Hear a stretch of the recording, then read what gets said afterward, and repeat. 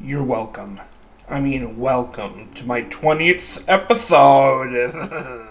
Binte, as they say in some Latin languages. Number 20, that makes me happy. I've been going since April, and now it's September, so that's fun. I have 4 different topics on the docket today, and one of them, first one is favorite actresses or female actors.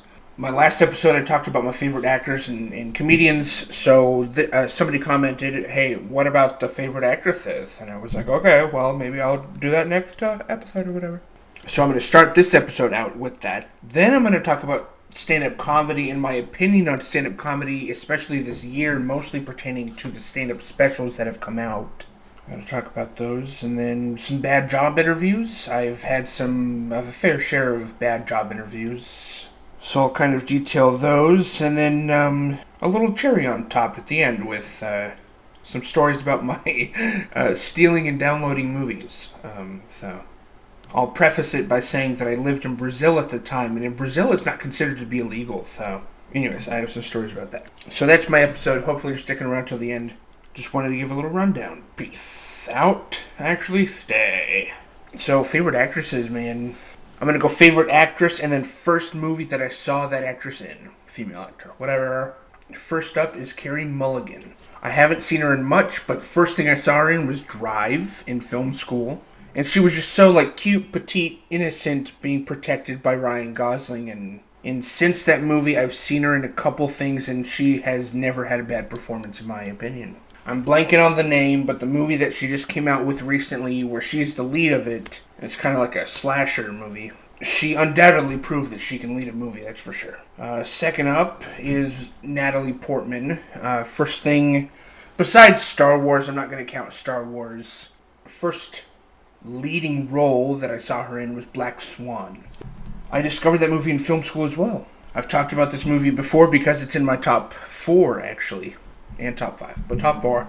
Natalie Portman completely won me over in that role because I am with her for the entire time. I'm feeling what she's feeling. She's so gripping and making me feel her experience. And that's why I wish every role of hers could be like Black Swan's, but unfortunately that's just not. There's so many varying factors as to why that can't be the case. Third, I put Melissa McCarthy. First thing I saw her in was Bridesmaids, and I was like, who is this woman? She is so funny. And then come to find out she can act. She had a sitcom that ran 5 seasons. I think I watched 2 seasons. And it was pretty decent. But yeah, she's branched out into more skit comedy impression stuff, or she's doing a lot of film acting, dramatic acting. I mean, she's still involved with comedy and more kind of action, like Spy, Ghostbusters. Those are action comedies. But she's great, dude. She's great as Mike Pence. Next is Jennifer Lawrence. First thing I saw her in was Hunger Games. And then I backed up a couple movies and watched her very first movie, Winter's Bone. And then I think I saw her in Last House on the Left, which is a remake. I think that's what it's called. I think Aaron Paul is in that movie too, and there's a really graphic, gory scene that happens with his hand in a dish disposal. It's absolutely revolting. Plus, Jennifer Lawrence, I have loved her bubbly, energetic personality on every talk show interview that I've seen her do. I just feel like I would totally get along with her in person. Plus, she's a klutz, tripping, walking upstairs as she goes to accept her Oscar 2 years in a row. It just doesn't seem like she's afraid to be herself, and I really admire that. A lot of people do about her. Next is Nicole Kidman, and I cannot remember the first movie I saw her in. But I think she's been in my life the longest. She's been around the longest. I remember seeing The Others when I was 11, and that was a horror movie she had been in. But I was familiar with her, Nicole Kidman, before that, so before I was 11. But I can't remember what movies I would have seen her in. Oh, Batman, of course. I saw her in Batman. Forever, Batman Forever, right? I think so. I think Nicole Kidman's in that with Val Kilmer. Yeah, okay. Alright, that's funny. Yeah. Dude, but she has been in some massive projects. Dogville is such a heart-wrenching movie by Lars von Trier. Watched it in film school as well. It's like 3 hours long, and the whole film is filmed like a play.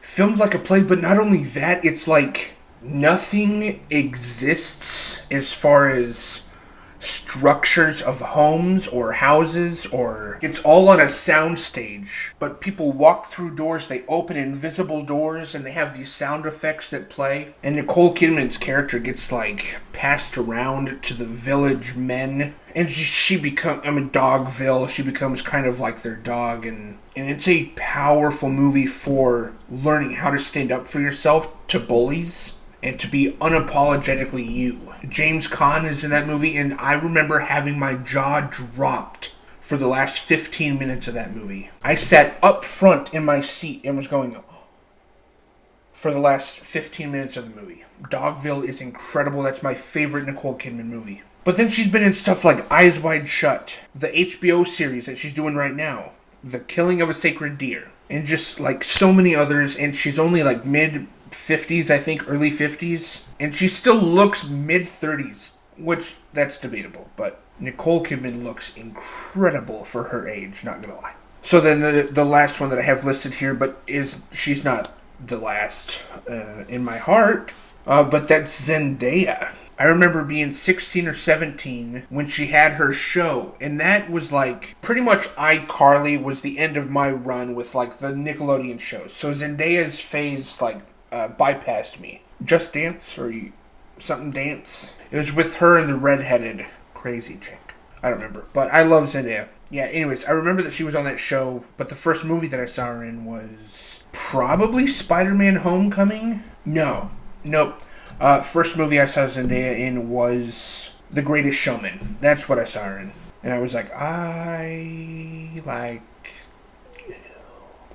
think she probably has one of the best laughs that I've ever seen. It's just explosive. And then to see her go on and do stuff like Euphoria and the gut-wrenching dramatic scenes that she performs in that show. I can think of a couple different ones. One where she's begging and pleading at her drug dealer's home and the drug dealer doesn't want to give her anymore. And then some conflict with her mom. And I think it's in one take. And it was super rehearsed, but she's screaming at her mom and kind of putting her mom in a very dangerous situation. But before you think that's the end of my list, it's not. I have some honorable mentions. First honorable mention is Jodie Foster. I honestly cannot remember the first movie that I saw her in, but when I was turning 18, I did see, finally, Silence of the Lambs, and she obviously kills it in that movie. Literally and figuratively. And then about 5 or 6 years ago, I watched Leon the Professional, and I think she was 12 in that movie, and I don't think I realized that she had been acting for that long. But Jodie Foster's been around a long time, and I've seen a couple of her directed movies too. Oh, maybe the first thing I saw her in was something with Mel Gibson. Anyways, love Jodie Foster. Kathy Bates is another honorable mention. I don't think I like every performance that she does. That's why she's not like listed as one of my favorites. But the performance that I do love of hers, like Misery. And she played a similar character role who was probably a little bit more evil in American Horror Story. A couple seasons of that. But Kathy Bates in Misery just freaked me out when I first saw it. Still does. I have the book and the movie, but I saw it when I was probably 16 or 17, and oh man, the hobbling scene is just so rough. She won an Oscar for that role. Much deserved. Last one, Saoirse Ronan. Saoirse Ronan, I enjoy her personality so much. She's super sarcastic and dry. Very UK sense of humor. She's Irish. Lady Bird. I think Lady Bird is the best movie of 2017, and I saw it 3 times in theaters. I love that movie so much. So I love Saoirse Ronan 90% for that movie. I've also seen several other movies with her, and I always love her. I don't think Lady Bird was the first movie I saw her in, but it is the best. She was good in Little Women, too. Okay. I'm going to talk about stand-up. I have to do a little rant about stand-up because, honestly, I think stand-up has been really bad this year. I have 5 that have been bad, in my opinion. Like, when I say bad, I mean that this is how I watch them. Like this. Just completely straight-faced. I didn't laugh, dude. Just bad. And I can't even commentate all that much on them because I don't remember a lot about them. They were in one ear out the other. David Spade is the first one that I expected a lot more from you, dude. It was just bland. It was just like, okay, well, I mean, I could have not watched that and been the same in my life. Kind of frustrating. Big letdown for me. Brendan Schaub is another one. And I don't like Brendan already to begin with. I kind of started out not liking him, and then I grew to like him a little bit through his podcasts, but I had never really seen his stand-up, and then I watched his special, and I was like, you're a bad stand-up. He used to be a UFC fighter. As you can tell, kind of he has like a little bit of cauliflower ear. He's later 30s, and now he's doing stand-up, and I just don't think it's that great of a fit, honestly. But he could podcast. He has like, I mean, how many podcasts? He has a lot. But as far as getting up on that stage, I was not a fan of his material at all. I maybe did a chuckle once or twice during his special. Chris DiStefano, Speciueshi, I hate that name. I get really annoyed when DiStefano does that stuff on his podcast where he just like, oh, ishy wishy, you know, Chrissy wissy. It's like, oh my gosh, just be 37, please. Be 37, but it's on Netflix, and he, you know, I listen to his podcasts. I'm a fan of more of these guys just for their podcasts and not really for their stand-up material. So, Chris DiStefano. But I do listen to his podcasts, Hey Babe, that he has with Sal Vulcano from the Impractical Jokers. Bill Burr. This is like his 7th special, and I was really expecting more from him. I just added a couple that I remembered had bad specials. So, anyways, Bill Burr. Like, as I watch these, I keep track of how many times I laugh. And I know it's a good special when I've lost track of how many times I laugh. So, Bill Burr, I remember laughing maybe twice. And one was like a, ha! And one was like a, I don't know if I can count those. Ricky Gervais. He came out with this special called Supernatural, and I love Ricky Gervais. I love his previous stand-up specials, but I felt that there's been such a decline. I do applaud his bravery for how many subjects and how many topics he made fun of and poked fun. You know, I mean, pretty much nothing was off limits to him in his special, which he got a lot of flack for, but that's nothing new to Ricky Gervais. I love Ricky. His shows, his movies, and his stand-up, I'm a really big fan. Not his music, though. But this one completely missed the mark for me. I think I laughed one time. One singular time. I think Theo Vaughn had a special this year, and it was bad. I can't even remember if he had one this year. So I just threw it on the list just because I think he came out with one earlier this year, Theo Vaughn. But I might not have watched all of it. I might have turned it off. Jim Gaffigan, I think, came out with one this year or the end of last year. But I think it was this year. Yeah, this year. And again, I was like, man, I watched the whole thing mostly straight-faced, and that's not what I expected from Gaffigan. I don't know. I think some of these stand-ups really took a pummeling from the pandemic or something. Because that's 7 comedians that I just listed that really kind of stunk this year. But 4 comedians that I thought had good specials this year and did make me laugh at least 3 times each. Joe List. Joe List had a special that he just kind of rapid-fired his jokes. It was awesome. I was like, there's no wasted time. There's no fat on this thing. He's just like, joke, joke, joke, joke. I loved it. I thought it was great. And not every one of his jokes was funny, but I really I was like, that's craft right there. Those are written, rehearsed, and sometimes I can actually just be impressed by the comedian as opposed to thinking he's funny. Sometimes it's totally just about the performance itself.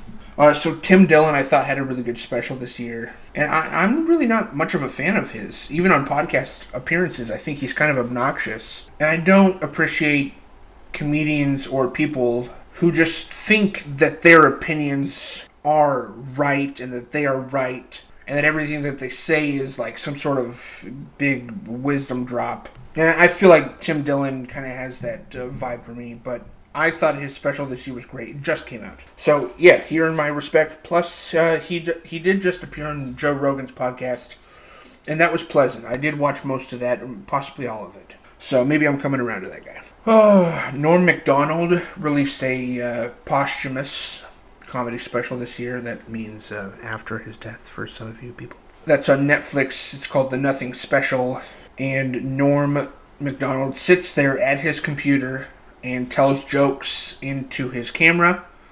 And at one point, he even takes a phone call and he's like, "Hey, I'm recording a comedy special." And his friend's like, "Oh, well, I just want to tell you something quick." That one made me laugh more than 3 times. That's the one that I was talking about, where there were some really good jokes in there because he didn't have to wait for any laughs. He just kept going with his jokes.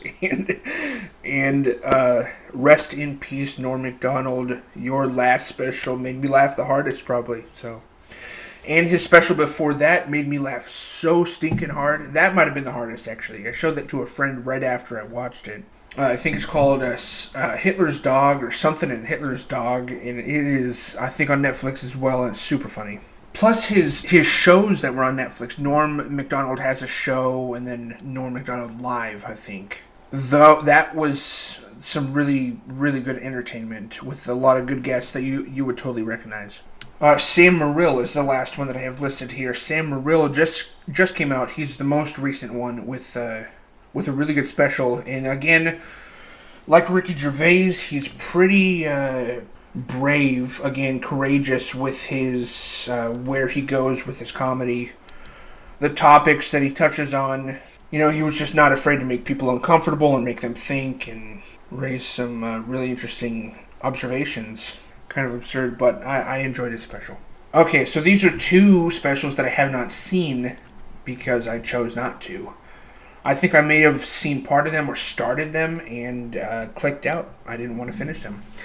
And that is from Stavros. I don't remember his last name, and I don't care to look it up. Stavros is this, he's this big, loud, burly dude. I mean, he's relatively short, but he's big. He's of Greek descent. I saw him in a couple of podcast performances, and can I say his laugh annoys the K-rap out of me? It's like, it's like that. I can't stand it. So Stavros, not gonna watch your special this year. Sorry, maybe next year. Nope. Whitney Cummings, clicked out of it almost immediately. I watched, maybe 5 minutes, something like that, maybe 10. Dude, she's obnoxious. Wow, she's annoying. The way that she brings up her topics, it's like, oh, dude, that's so generic. Come up with something creative. You know what I was doing the other day? Out, me, I'm out, me. Really unfortunate year for stand-up. I hope things improve as we move forward. I hope to develop a stand-up special within the coming years. I think I have the space and the opportunity to. It would just take the motivation and drive. But that is something I would absolutely love to put together and just release on YouTube. Just bam, Colin Everett special on YouTube. Show these cats how it's done. So I want to next talk about some bad job interviews that I've had. So this first one. Okay, so when I was young, I lied to my parents. We were standing in the kitchen, and I can just remember, I don't remember what I lied about, but I lied, and then they caught me. They questioned me about something. Well, didn't you, yada yada? And I remember going, oh, like that. And they were like calling, like it was such bad acting. So I did that a couple years ago in a job interview. I don't remember why, but it was like resorting back to being 5 years old again, where they wanted to hire me to fly a drone, and I had just bought my drone like the day before. And so I go to this job interview, and it's a couple, and they have this pretty small company here in my hometown. And this is pretty embarrassing. But I go, yeah, I just bought this drone, and I've been flying it and practicing with it every day since. So then a little bit later in the conversation, he goes, so when did you buy it? I go, yesterday.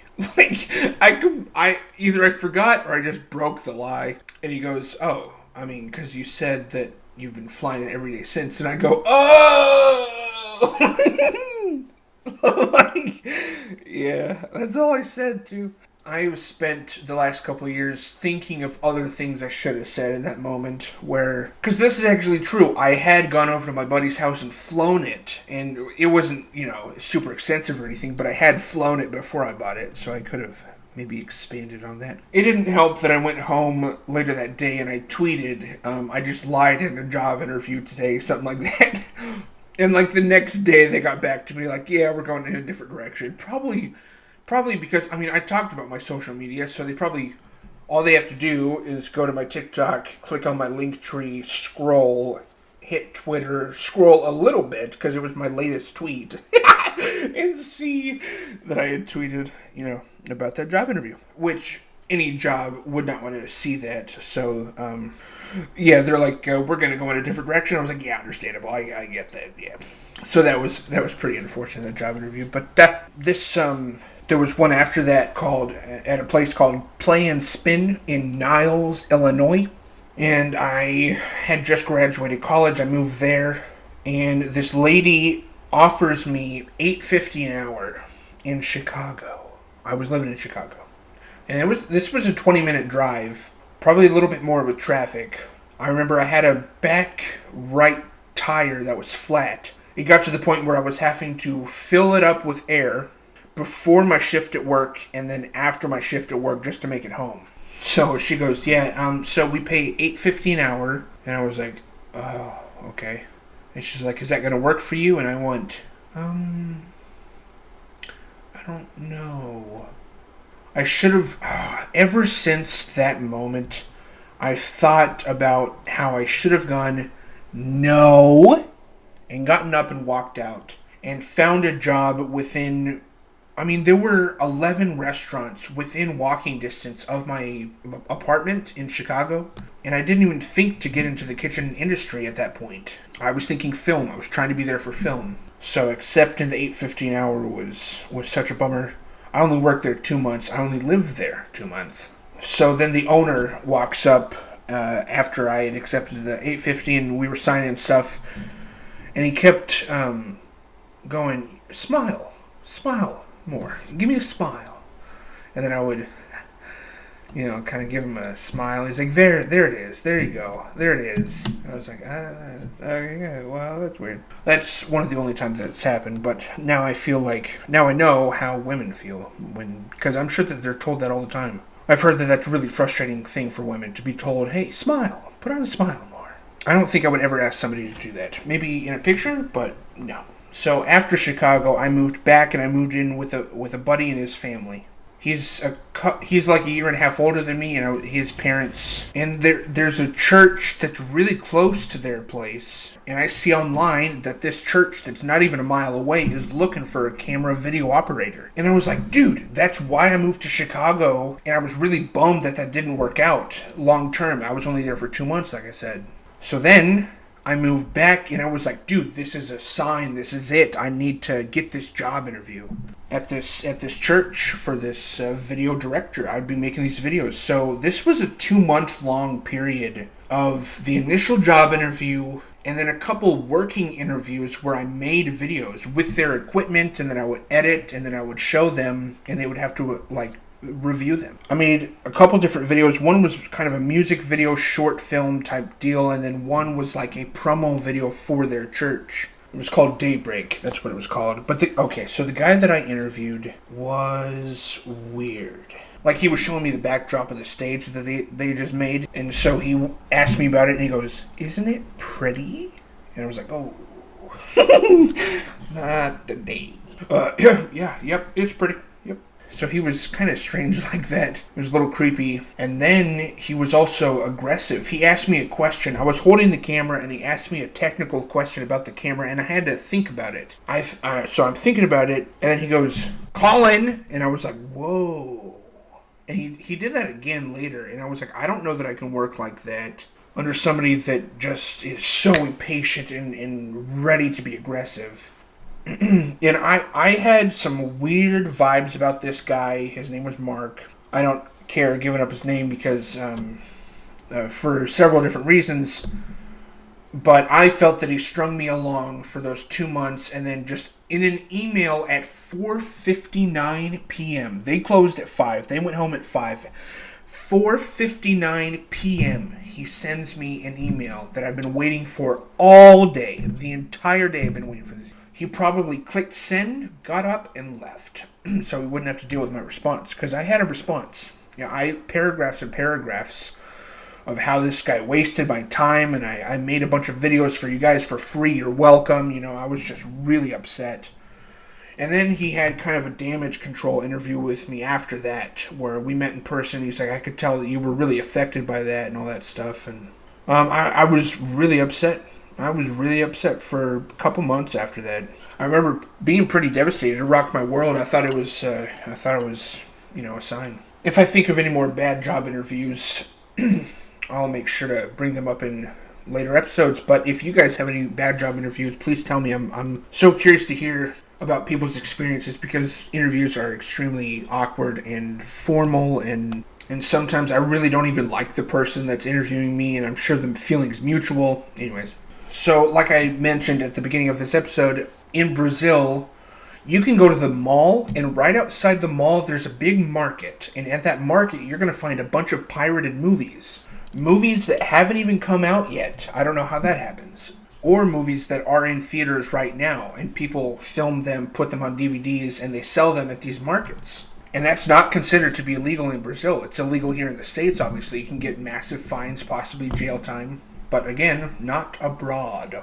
So I remember my brother actually downloaded, he kind of got me into it a little bit. He downloaded X-Men Origins Wolverine. And this movie was leaked online before it was released in theaters. And the special effects weren't even done yet. Like, I remember one part where Sabretooth clicks on glass with his nails, and his nails grow in the movie, in the actual movie. But in the version that I saw before it came out, they had it written. Nothing happened to his nails, but they wrote it on the screen, nails grow, like reminders for effects. And ever since I've seen that, I've actually done that. I've started doing that, where I'm like, okay, I need to remind myself to put an effect here, but I'm not going to do it right now because I got to edit. So that was a really fun experience. That's the only time that's ever happened, where I got to see before the effects were finished. Or like Wolverine gets thrown on top of a driving semi-truck. And in this version, Sabretooth throws Wolverine. And then it cuts to like a cartoon version of it happening. And then it cuts to Wolverine landing on the ground. I was like, whoa! Yeah, that is way before effects are done. Wow. Sherlock Holmes 2, I bought on DVD at one of those markets aforementioned. And this was before I started downloading stuff. I just wanted to... Dude, this movie had a full menu, and the movie had just dropped in theaters. It had a full menu and was HD quality. Like, not filmed in... I don't know how they got it. But that honestly was kind of an accomplishment of mine. Out of all the movies that I could have chosen that were probably a lot crappier quality, Sherlock Holmes 2 happened to be the one that worked out for me. I remember walking with my mom, and I asked her, would you be upset if I bought one of those pirated movies at a market? And she's like, probably. And I was like, well, I did. She had to think about that one for a little bit. I remember her taking a couple hours and then coming back to me and like, I do not want you doing that again. You can keep the movie, but do not do that again. She didn't like that at all. Little did she know, before I started actually downloading, I only did this one time, but there was a store at a mall that I frequented, and there was a plan that I came up with. This was on my birthday. This could have gone bad, but it was on my birthday. I go to the mall, I'm by myself, and I think, okay, I am going to get some movies. But with the money, the currency in Brazil, if a movie is like $15 in America, in Brazil it's like $75. If it just came out and it's not pirated, that's why they're pirated, because nobody's going to spend $75 on a movie. It's so absurd. I mean, sometimes it's in the hundreds. If a movie just came out and it's on Blu-ray, it's like 129 reais, and that's just, probably like $30, but they also had some cheap movies, so I bought one of their cheap movies that was like for 5 reais. That's like nothing. It's like $1. I went through and I actually bought this movie, but I spotted a movie that had just come out, Taken 2. And this was 72 reais. That's their currency. That's the name of their currency. It's a real or reais plural. So 72 reais that I was not about to spend, nor did I have, but I wanted that movie. I buy it, they give me a bag with it, a little grocery bag. I walk out, and after you buy in the store, you can walk out just a regular door that doesn't scan for the stolen stuff. So I walk out that normal door, and I just make a loop back into the store. After a good, 10 minutes. I waited 10 minutes, then I go back into the store. I still have my bag. I was like, I gotta have quick hands. I walk back into the movie section. I walk past Taken 2. I grab it without looking. I throw it in my bag, and I walk through the line of people. I'm like, excuse me, sorry. And I go through where you purchase stuff. Walked out the normal door, and I was like, took 2 buses home and watched that sucker. That was another accomplishment too. Just the sly, grabbing it, throw it in my bag, just super quick. But on the cameras that were around, you would have had to be paying really close attention to see me just walk by and then all of a sudden Taken 2's out there, So then I found a way to start downloading on my computer. And dude, I'm not even joking, I downloaded probably hundreds of movies. And this was leading up to film school. And yes, it was behind my parents' back completely. They had no idea this was happening. And the rules were no computers behind closed doors and no computers in your bed at night. But I was pretty darn sneaky, and I would use my computer, download these movies, and I would watch them pretty late into the night, which caused some frustration because I would have such trouble waking up in the morning, and that's why. It was because I was asleep. I was awake until 4 in the morning. But man, a lot of those movies included Superbad, Role Models, Wolf of Wall Street, Ted, the whole show Friends. All 10 seasons, I downloaded the whole show. And yes, again, I was deceiving in doing that, but it was an education in its own right. Right after that, I went to film school, and then I started going to libraries. My school had a really decent library, and then the city of Grand Rapids, Michigan also had a really good library. I would go and get 15, you could get 15 movies at a time. I'd get 15 and watch them in a weekend and then return them. And it was all for free. So I didn't need to keep downloading stuff because I had so many movies at my fingertips now. And I was in film school studying movies, so I was like, okay, maybe I should be a little bit more respectful. I've had the education in very eye-opening movies, and now this is kind of a level up, so I need to pay my respects. And so yeah, I had a lot of fun doing that, because it wasn't just for entertainment's sake for me. It was a couple of years of a precursor prior to going to college. That's kind of the way that I see it, and I like that. Movies are the one thing that I've dedicated my life to, so that is a lot of what my podcast is going to be, is just the industry in and of itself. Actors, actresses, directors, stand-up comedians. So I always appreciate you guys' comments in the comment section. If you make it this far in these episodes, thank you so much for being here. I really very sincerely appreciate it. And my apologies for being a day late again. But like Shrek says, better late than never! Alright. Bye guys. Love you. I'll talk to you next week. Peace.